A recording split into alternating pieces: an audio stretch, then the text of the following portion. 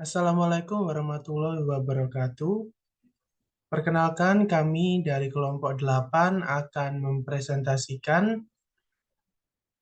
bagaimana dinamika historis dan urgensi wawasan Nusantara sebagai konsepsi dan pandangan kolektif kebangsaan Indonesia dalam konteks pergaulan dunia. Sebelum kami mempresentasikan, kami akan memperkenalkan diri terlebih dahulu. Di sini kami dari mata kuliah kewarganegaraan di kelas G112. Ada Kamila dengan NPM 052, kemudian saya sendiri, Darren Krisdiansa Akula dengan NPM 053, kemudian Amelia Chandra dengan NPM 065, kemudian Alivia Alsyarukmana dengan NPM 072. Perkenalkan, nama saya Hilda Kamila dengan NPM 22051010052. Yang pertama yaitu ada konsep dan urgensi serta alasan wawasan diperlukannya Nusantara. Konsep dan urgensi wawasan Nusantara. Wawasan Nusantara merupakan pandangan bangsa Indonesia terhadap lingkungan, tempat berada, termasuk diri bangsa Indonesia itu sendiri. Ibaratkan diri Anda sebagai individu. Wawasan Nusantara adalah cara pandang dan sikap bangsa Indonesia mengenai diri dan lingkungannya, dengan mengutamakan persatuan dan kesatuan bangsa serta kesatuan wilayah dalam penyelenggara kehidupan bermasyarakat dan berbangsa. Nah, kenapa sih diperlukannya wawasan Nusantara? Sebelumnya, Anda telah mencari dan menemukan pengertian wawasan, termasuk arti penting wawasan Nusantara dari berbagai sumber. Hal selanjutnya akan timbul pertanyaan, misalnya, mengapa diperlukannya wawasan Nusantara? Mengapa bangsa Indonesia harus memandang wilayah dan orang-orang di dalamnya itu sebagai satu kesatuan? Alasan mengapa perlu wawasan Nusantara ini dilatar belakangi oleh latar belakang sejarah, sosiologis, dan politik bangsa Indonesia itu sendiri. Apakah saja hal tersebut? Nah, kita akan bahas di materi selanjutnya. Assalamualaikum, perkenalkan nama saya Livia Syarukmana dengan NPM 2205101072. Selanjutnya saya akan membahas tentang sumber historis, sosiologis, dan politis tentang wawasan Nusantara. Yang pertama adalah latar belakang historis wawasan Nusantara. Berawal dari Deklarasi Juanda 1957 oleh Insinyur Haji Juanda Kartawijaya pada tanggal 13 Desember 1957. Yang pokok intinya adalah bahwa lebar laut teritorial Indonesia 12 mil dihitung dari garis yang menghubungkan pulau terluar. Dengan teritorial tersebut, wilayah Indonesia menjadi satu kesatuan. Sebelum Deklarasi Juanda, wilayah Indonesia masih menganut peraturan lama, yakni Ordonansi 1939, di mana wilayah Nusantara dipisahkan oleh laut di sekelilingnya. Setelah Deklarasi Juanda 1957 dibentuklah Undang-Undang Nomor 4 1960 tentang Perairan Indonesia. Bangsa Indonesia sendiri juga memperjuangkan konsep si wawasan Nusantara ini ke Forum Internasional PBB pada 30 April 1982 dengan pengakuan nama The United Nations Convention on the Law of the Sea atau UNCLOS yang lalu diterima sebagai kelompok negara kepulauan Indonesia. UNCLOS 1982 ini kemudian diratifikasi melalui Undang-Undang Nomor 17 tahun 1985. Menurut Konvensi Hukum Laut tersebut, wilayah laut Indonesia bahkan mencapai 5,9 juta kilometer persegi. Yang selanjutnya ada latar belakang sosiologis wawasan Nusantara. Konsep wawasan Nusantara ini ada jauh sebelum Deklarasi Juanda.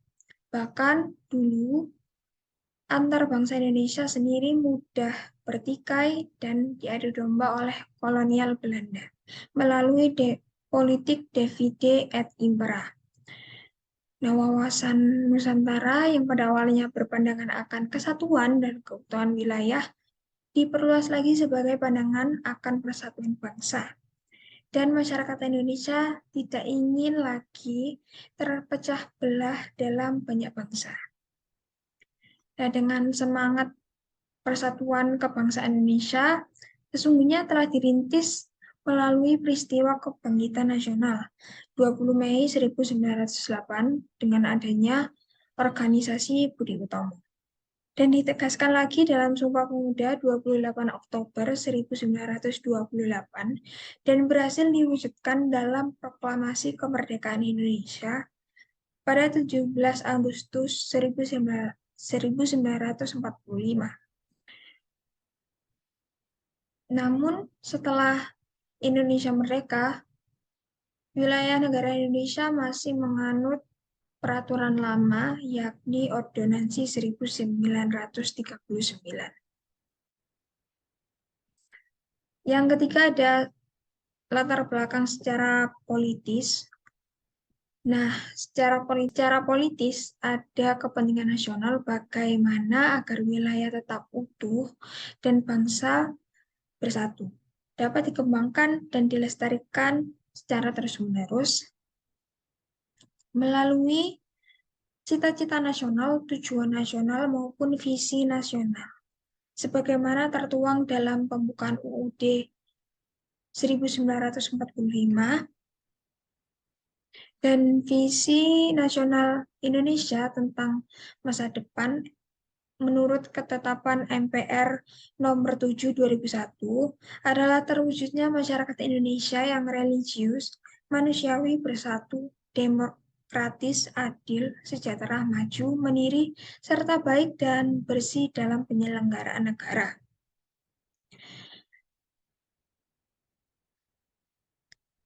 Nah, rumusan wawasan Nusantara sendiri juga dimasukkan dalam naskah garis besar haluan negara atau GBHN sebagai hasil ketetapan MPR.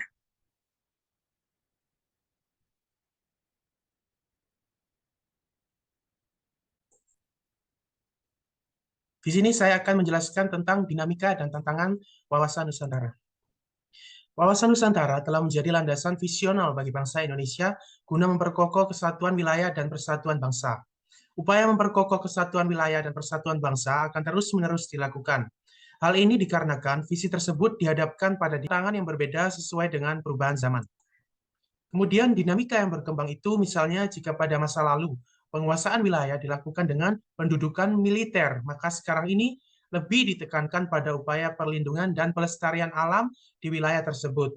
Nah, tantangan yang berubah misalnya adanya perubahan dari kejahatan konvensional menjadi kejahatan di dunia maya. Assalamualaikum warahmatullahi wabarakatuh. Nama saya Amelia Chandra dengan NPM 2205100165. Selanjutnya yaitu esensi dan urgensi wawasan Nusantara. Wawasan Nusantara yang pada awalnya sebagai konsepsi kewilayahan berkembang menjadi konsepsi kebangsaan. Artinya, wawasan Nusantara tidak hanya berpandangan keutuhan wilayah, tetapi juga persatuan bangsa. Bangsa Indonesia dikenal sebagai bangsa yang heterogen. Heterogenitas bangsa ditandai dengan keragaman suku, agama, ras, dan kebudayaan. Bangsa yang heterogen dan beragam ini juga harus mampu bersatu. Konsep wawasan Nusantara menciptakan pandangan bahwa Indonesia sebagai satu kesatuan wilayah merupakan satu kesatuan politik, sosial budaya, ekonomi, serta pertahanan dan keamanan. Pandangan demikian penting sebagai landasan visional bangsa Indonesia, terutama dalam melaksanakan pembangunan. Perwujudan Kepulauan Nusantara sebagai satu kesatuan politik. Kebulatan wilayah nasional dengan segala isi dan kekayaannya merupakan satu kesatuan wilayah. Bangsa Indonesia yang terdiri dari berbagai suku dan berbicara dalam berbagai bahasa daerah, serta memeluk dan meyakini berbagai agama dan kepercayaan terhadap Tuhan Yang Maha Esa. Bangsa Indonesia harus merasa satu, senasib, sepenanggungan, sebangsa, dan setanah air, serta mempunyai tekad dalam mencapai cita-cita bangsa.